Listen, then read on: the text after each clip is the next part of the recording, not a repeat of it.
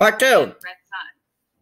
I think it's the possibility is there. It's not. It really comes down to, like I said, our focus I'm a is little bit great hungry. stories. So Actually, I'm thirsty. filmmaker with an interesting Oh, story I'm still mad with myself that I fell asleep. And it would work as an Elseworld. I overslept. Like I say, we're not currently developing. I knew I should have just done something, but I'm just. That isn't one of them, but it really comes down to when the right filmmaker or the right idea comes together. That's the beauty of multiverses. We can explore it. We can go down the road and take a shot at it. But what we don't want to do is be in a place like Jim was saying, like it should be special. It doesn't. You don't want I don't think you want an Elseworld movie every year, like Clockwork. Like it'd be much better for it to be a special thing. And we also want them to be great. We want them to be special. We want to make sure that it doesn't just sort of feel like we're just cranking out a volume of different versions of these characters. There has to be a reason for it. And I think it has to be a reason that we're excited about, that we think the fans will be excited about. So, yes, the answer is yes. There will be opportunities. That one is not one that we're currently exploring. We've got one more question for all of you guys. This is from Ryan Keller in the U.S. With the existence of the DC multiverse, how do you approach managing a wide variety of characters, stories, and universes for DC? And how would you work to help keep the audience connected with such a large variety of characters and stories? I imagine that you guys all have like a board somewhere in your house. It's like you open the doors and it's like, here's the characters in the whole world connected with yarn. I don't think any of you have that. If you do, please show us right now. All right, so this is actually this is part 3. Like, oh, thank God! For a second there, I'm just gonna play on this one. It's just like newspaper yarn and pins. Yeah. No, I think that is the challenge. There's so many characters. Whole world connected with yarn. I don't think any of you have that. If you do, please show us right now. All right, so part 2, part 3. It's like one of those True Detective scenes or something. Either way, I don't know. Newspaper yarn pins. Yeah.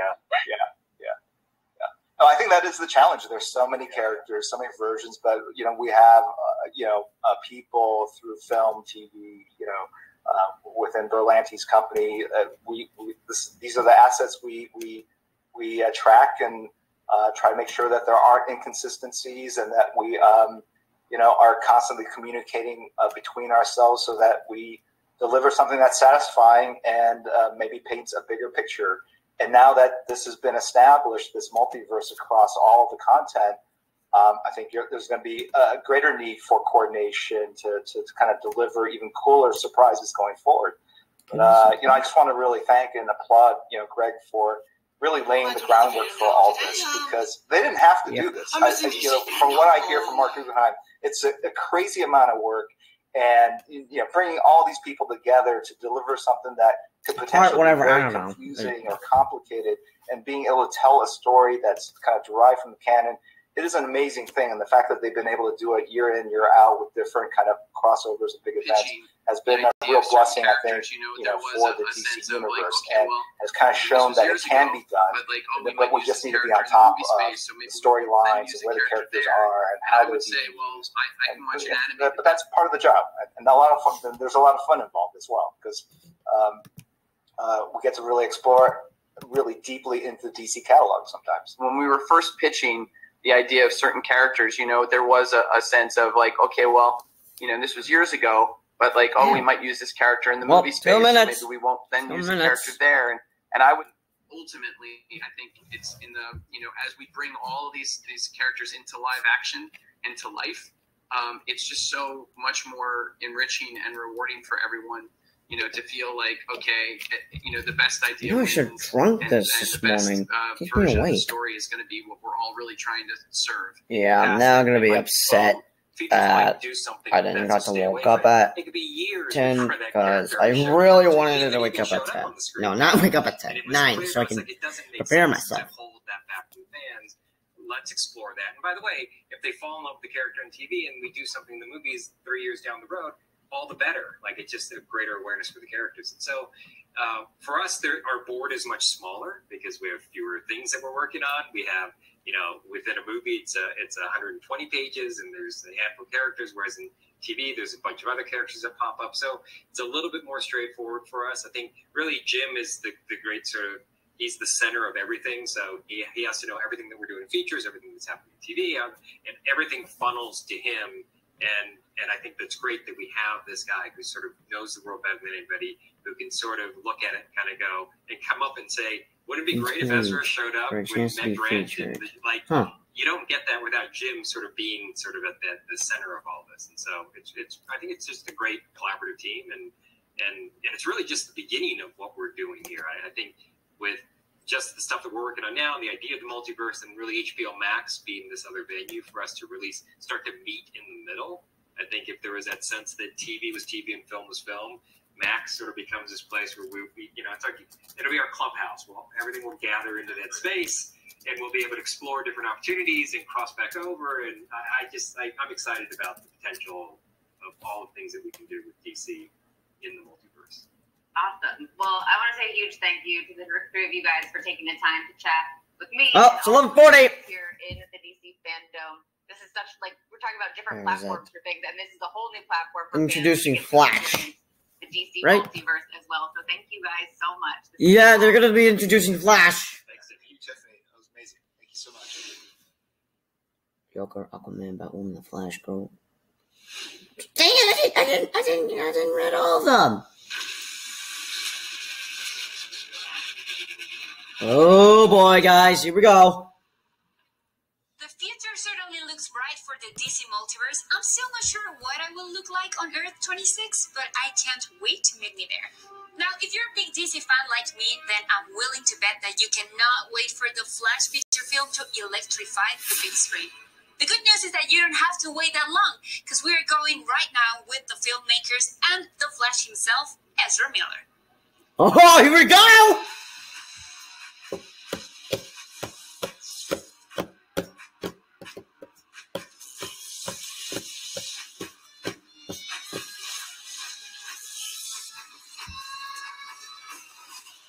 Hello, fans around the world. It's me, Ezra Miller. From quarantine. Yeah, you can blame that to COVID, everybody. And there's the dude.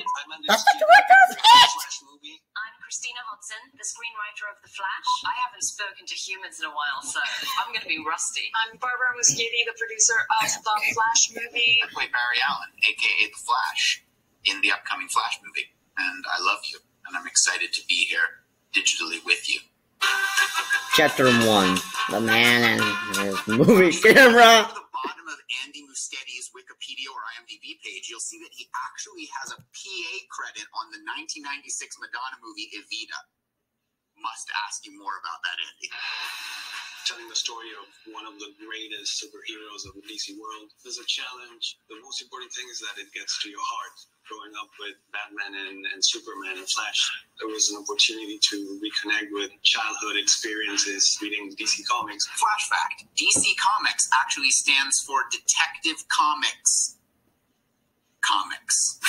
Wait, what? For the film, I think it's very much... Detective Comics? And there's it. So wait, DC means Detective Comics? I didn't know that! Crazy! Little DC Easter eggs into the It movie. I like your glasses. I noticed that. You look just like Clark Kent. Shut the front door. Are you kidding me?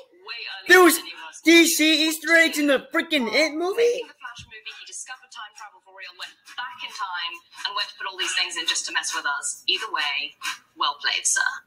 I'm sorry, what? You meet Andy, and you immediately can understand why he's the perfect choice for this movie. It's his compassion, his priority in this film of finding the heart of the story. I'm also excited to see Andy's version of the Speed Force. He happened to have done some doodles that I may or may not have taken and kept. They are literally unlike anything you've ever seen before. Chapter 2. Story of the Screenwriter. Did you know that according to actual comic book canon, Superman is both a vegetarian and a Metallica fan? Which is, of course, impossible. But then again, he's Superman. Batman lost his I'm sorry, what? Oh, I just realized I'm wearing the Flash shirt! Harley Quinn lost her egg sandwich. But Barry because he's got this ability to go back and manipulate time, he's the only one who can actually go and change his own personal story. His mother was murdered, his father was framed and incarcerated, and all his journey from then was of a man trying to make things right. And it sounds like a cliche, but script is everything. When I got to read Christina's first draft, I was just blown away. The script has really captured his loquacity, his personality. So you're fast. That feels like an oversimplification.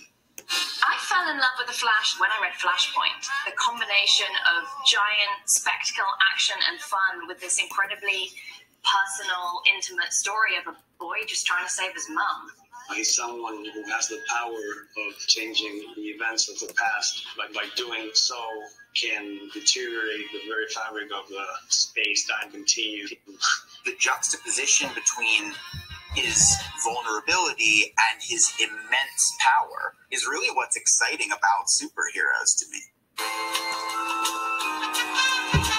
Chapter 3, the boy who will become Barry. The hippopotamus is faster than the human being. Beware. I'm confused. What? Director, every writer brings something different to the character. Barry as a character, and especially the way Ezra plays him, he's a guy with so much heart, so much humor. Oh, I know that music. Oh, yeah. I like spending time with Barry Allen. Really, I can feel his passion and his enthusiasm and his creativity. He was born the music's over. Chapter 4, hello, DC Multiverse. Flash fact. The first appearance of the multiverse in DC Comics is actually a Flash comic. Flash Comics number 123, The Flash of Two Worlds.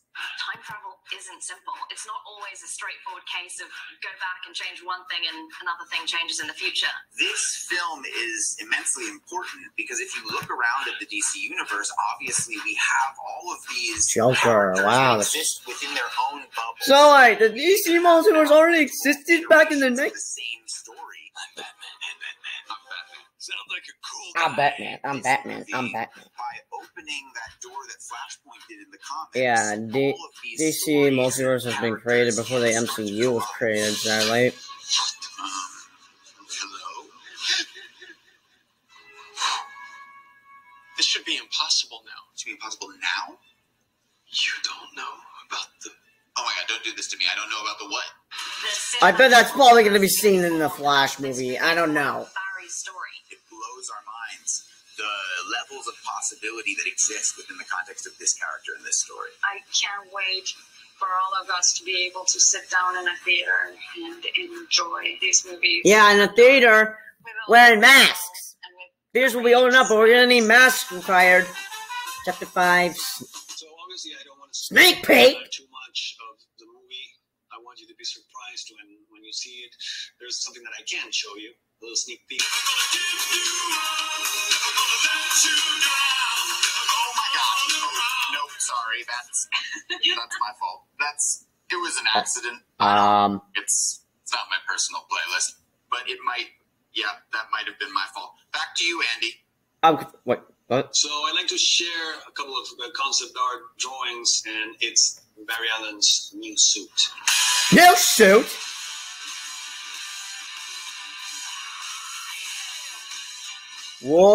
Whoa, okay. It's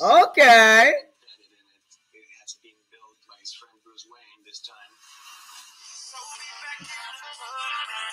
Dang it! The first ever Batman movie is actually an unlicensed Batman Dracula movie made by Andy Warhol with a soundtrack by the Velvet Underground. Bad timing! 39 minutes. Right back. Barry's working to save the I'm world supposed to be hanging out with my son. He's working to save Central City as a police scientist. Okay, that's all for me right now. I'm going to turn this over to Jaden Rodriguez, and I'll see you back here soon. G'day DC fandom, I'm Jaden Rodriguez from Australia, and I'm so excited to be here with you all. I just gotta say that being a total superhero freak that I am, I'm totally loving being part of this epic DC event.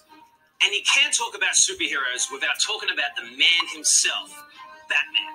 I mean, dude, can you imagine how awesome it would be to be Batman? In fact, if there's anything better than watching Batman, It's watching two Batmans. Or Batmins. It doesn't matter. Let's have a look at this mashup of two fan-favorite Dark Knights who happen to reside in the opposite ends of the Bat spectrum.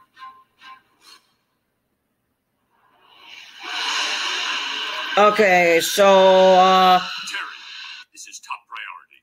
Go ahead, Bruce. I'm gonna go call Ryan, so, yeah, see you later. What? Dang it. Who's the dweeb? That would... Joker. No way. That's the Joker?